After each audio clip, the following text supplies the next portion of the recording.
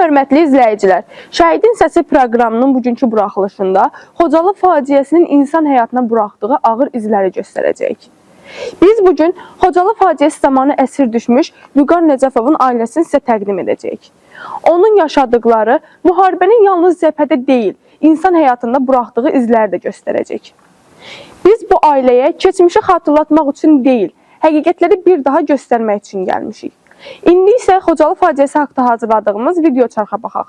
Daha sonra yadda qalan xatirələri dinləyək.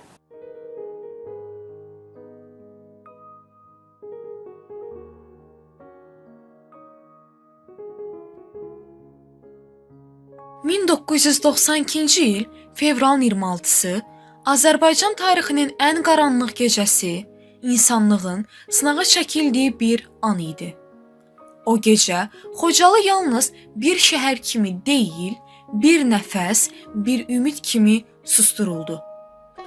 Hər evin işığı bir-bir söndü, hər fəryad qaranlığın içində dondu. Xocalı adı o gündən bəri təkcə bir məkan deyil, xalqın yaddaşında əbədi yaşayan bir izdir. Həmin gecə 613 dinc sakin amansız şəkildə qətlə yetirildi. Onların arasında 63 uşaq, 106 qadın və 70 qoca var idi. 487 nəfər yaralandı, 1275 nəfər əsir götürüldü və 150 nəfər uzun illərdir itkin hesab olunur. Şəhər tamamilə dağıdıldı. Məktəblər, uşaq bağçaları, xəstəxana və insanların günlük səsi ilə yaşayan bütün sosial obyektlər viran qoyuldu. Xocalı təkcə bir şəhərin deyil, bütün Azərbaycan xalqının qəlbinə vurulan ən ağır yaradır. Xocalı zamanın belə silə bilmədiyi bir yaradır. O gecənin izi hələ də yaddaşımızda yaşayır və hər külək o ağrını yenidən səsləndirir. Biz isə bir həqiqəti dəyişməz şəkildə deyirik. Xocalını unutmadıq, unutturmayacağıq. Xocalı qurbanlarının intiqamını döyüş meydanında aldıq. 44 gün davam edən 2-ci Qarabağ müharibəsində Ermənistan ordusunu darmadağın edərək, öz tarixi torpaqlarımızı işğalçılardan azad edərək, o cümlədən Xocalı qurbanlarının qanını da aldıq. Necə oldu ki, əsir düşdünüz? O günü necə xatırlayırsınız? Məlum hadisələrlə 1988-ci ildə Qərbi Azərbaycan Dərə mahalından qaçqın düşərək Xocalıya gəldik, pana gətirdik. Xocalıda məlum idi ki, Xocalı mühasirədə yaşayan şəhər idi. Heç bir yoldan nəqliyyat yolu, ancaq helikopteri o vaxtlar ərzaq, un gətirirdilər. Ondan sonra da mən də Xocalı 817 saylı Özünü Müdafiə Batalyonunun döyüşçüsü olaraq biz postdaydıq 1992-ci il fevralın 25-dən 26-sına keçən gecə saat 11-ə 20 dəqiqə işləmiş deyək dəqiqliyinə Xocalını hər tərəfdən ateşə tutdular. Tanklarla, toplarla. Xocalı od içində yanırdı. Biz də posta olaraq o Simşestoy ərazisi deyilən Əsgəran istiqamətindən posta gecənin bir hissəsinə qədər müqavimət göstərə bildik. Onlar bizim postları vurdular, dağıtdılar. Allah can şəhidlərimizə rəhmət eləsin. Şəhid olanlarımız oldu. Geri çəkilərək biz şəhərin içinə doğru istiqamət aldıq. Bir küçə geri qayıdandan sonra biz baxdıq ki, Cəlil kişi var idi. Onun padvalında məhəllə əhalisi yığılıb o padvala 60-70 nəfər olaraq. Böyük, kiçik, qarı, qoca, uşaq. Biz bunları da götürdük ki, bəlkə meşəyə keçirdə bilək.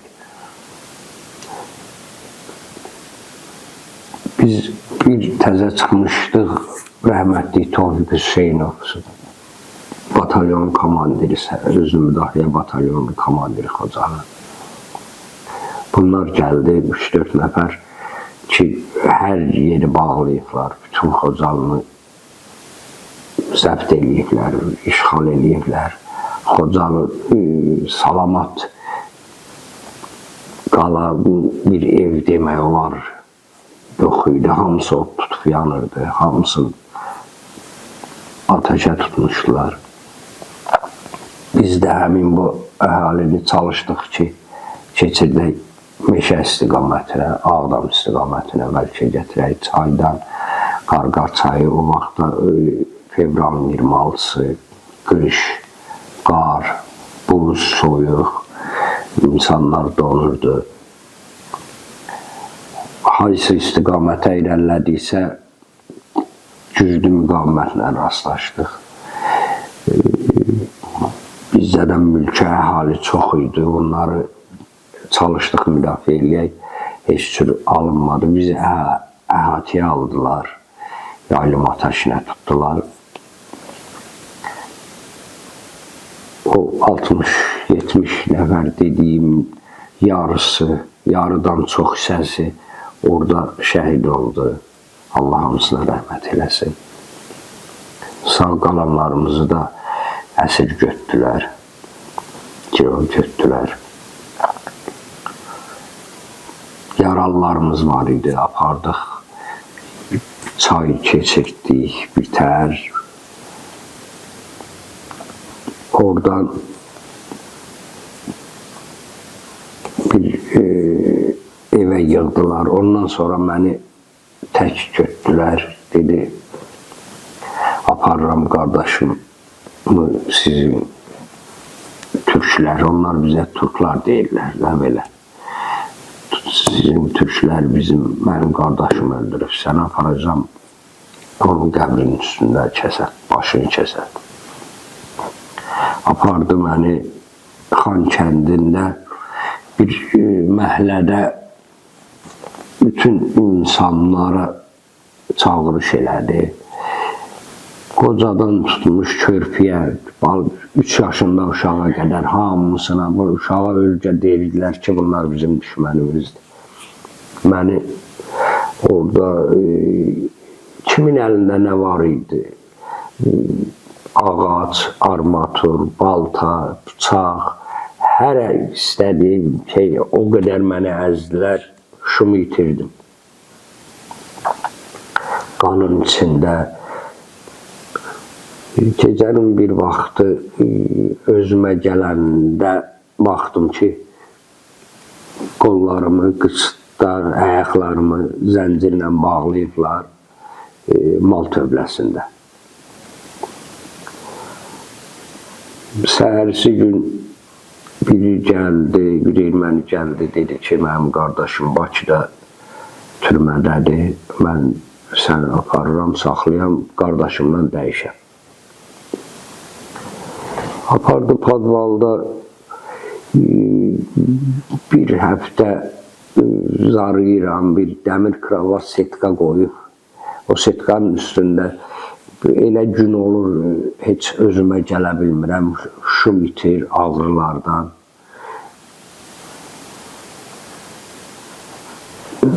O bir həftədən sonra bu getdi,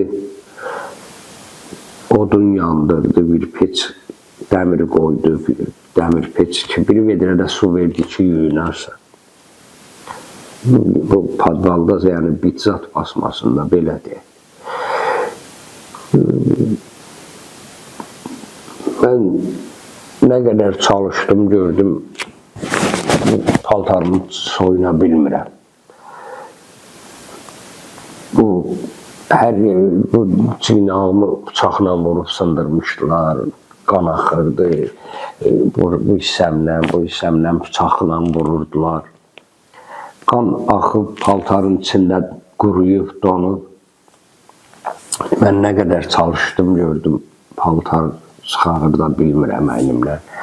Bu hissələrimlə bir quruşqa ilə su tökürdüm, gözləyirdim ki, istansın. O quru qanları qopardım. Gəlib yaralara çatanda çox kəskin ağrılar tuturdu. Belə 56 gün əsirlikdə qaldım mən. Sonra məktub yazdım. Bu mənim məktub yazdırdı, həmin erməni. Vado deyilən erməni idi. Məktub yazdırdı, getdi Ağdamla Qırmızı Xaç Komitəsinin vasitəsilə verdi bizimkilərə. Sonra qardaşımgil, əmimgil, dayımgil həmin ermənini buradan çıxardaraq gətirib indiki Hadrut bölgəsində, bizim Cəbrayıl istiqamətində məni gətirdilər dəyişməyə. Həmin o vaxt Seyran Ohanyan indi son vaxtlar Ermənistanında müdafiə naziri olmuş. O vaxt polkovnik idi. Bizi getdilər, buna doklad elədilər ki, biz bu adamları aparırıq dəyişməyə. İndi gözümün önündədir həmin hadisə. Gətirdilər bizi, gecə Hadrutda qaldıq. Səhər Rasiya ilə qardaşım əlaqə saxlayırdı. Füzulinin Hadrut istiqamətindən, bəli, Cəbrayılın Köçbək kəndi var idi. O istiqamətdə getdilər, dəyişdilər bizi. Ümumiyyətlə siz əsir düşmənin səbəbini nədən gördünüz? Yəni silahın olmaması ya ordunun qurulmaması? Bəli, əlbəttə o dövrdə hərc-məclik idi. Bakıya dəfələrlə bizim hörmətli Elman müəllim o vaxt icra hakimi idi. Dəfələrlə rəhmətlik Əlif Hacıyev, rəhmətlik Tofiq Hüseynov dəfələrlə Bakıya müraciət edirdilər ki, ermənilər çox güclü hazırlaşır, biz də mühasirədəyik, bizə silah göndərin, biz özümüzü müdafiə eləyək. O dövrdə də məlum idi, Bakıda stol davası idi. Heç o boyda millət yada düşmürdü ki, erməni Rusda kömək eləyirdi. O vaxt Xan kəndində yerləşən 366-cı polkun, alayın bütün texnikası ermənilərin əlində idi. Orada həmin alayın yarıdan çox nümayəndəsi də erməni əsilli vətəndaşları idi. Çox güman, ona görə də biz silah baxımından çox zəif idik. Həm də dörd bir tərəfdən Xocalı mühasirədə idi, ermənilərin əhatəsində idi. Bizə də kömək çox zəif gəlirdi, çox zəif olurdu. Yəni, qeyri-mümkün idi biz orada müdafiə olunmağımız. Ona görə də həmin gecə uşaq demədilər, böyük demədilər. Amansızcasına işgəncələrlə insanları məhv elədilər. Bizi Allah cəmi şəhidlərimizə rəhmət eləsin. İndi də bütün şəhidlərimizin qarşısında baş əyirəm. 44 günlük müharibədə igid oğullarımız o qanı yerdə qoymadı. Allah hamısına rəhmət eləsin. Sizin ailə üzvlərinizdən əsir düşən, şəhid olan var mıydı? Ailə üzvlərimizdən bəli, atam, anam, qardaşım da girov düşmüşdü. Qohumlarımızdan o vaxt 88-ci ildə Qərbi Azərbaycandan bir kiçik qəsəbədən gəlmiş insanlardan 19 şəhidimiz oldu. Qohum, əqraba, xalamgilin bütün ailəsi məhv oldu, şəhidi oldular. Şəhid olan?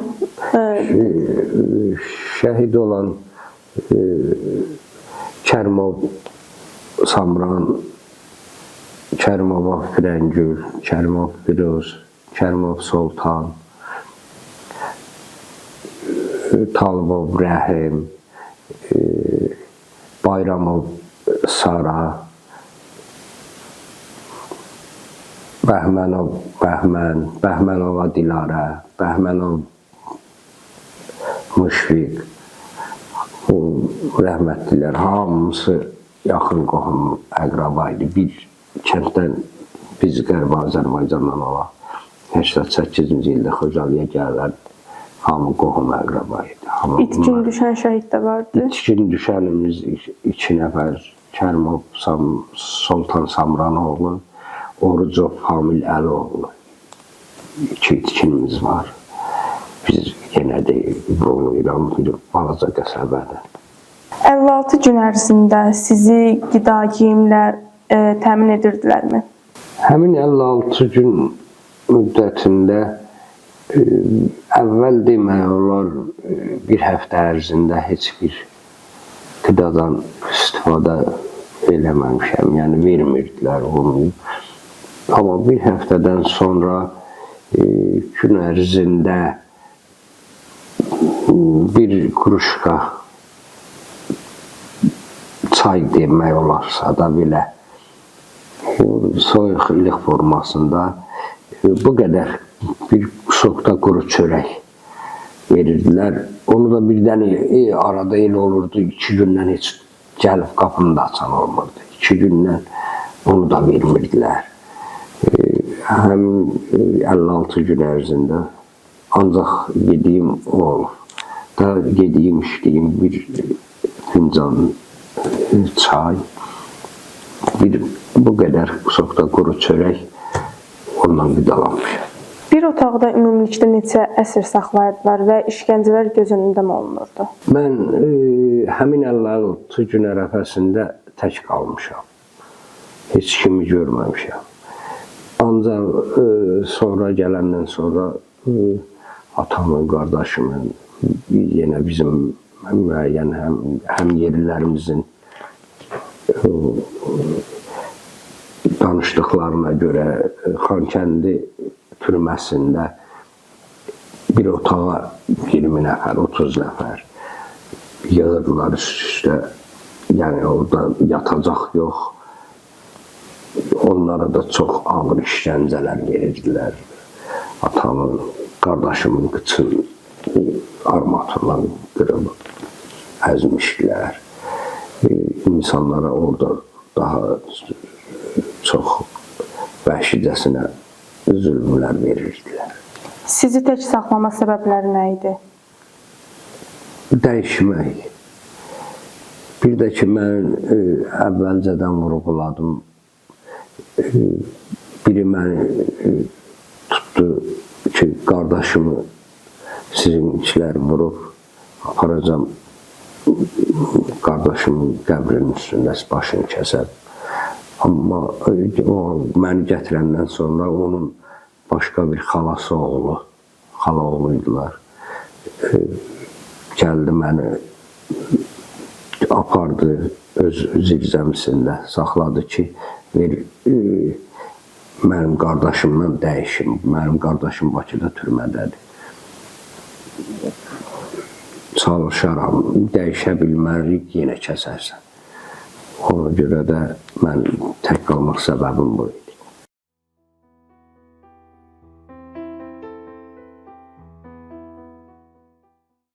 Bugün eşitdiklərimiz onu göstərir ki, Xocalı hələ də unudulmayan ağrıdır.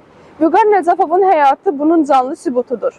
Bu ailəyə göstərdikləri səmimi söhbətə görə dərin təşəkkürümüzü bildiririk. Xocalı faciəsində qətlə yetirilən günahsız insanların hər birini ehtiramla anırıq. Allah hər birinə rəhmət etsin. Növbəti buraxılışlarımızda görüşənədək. Sağ olun, salamat qalın.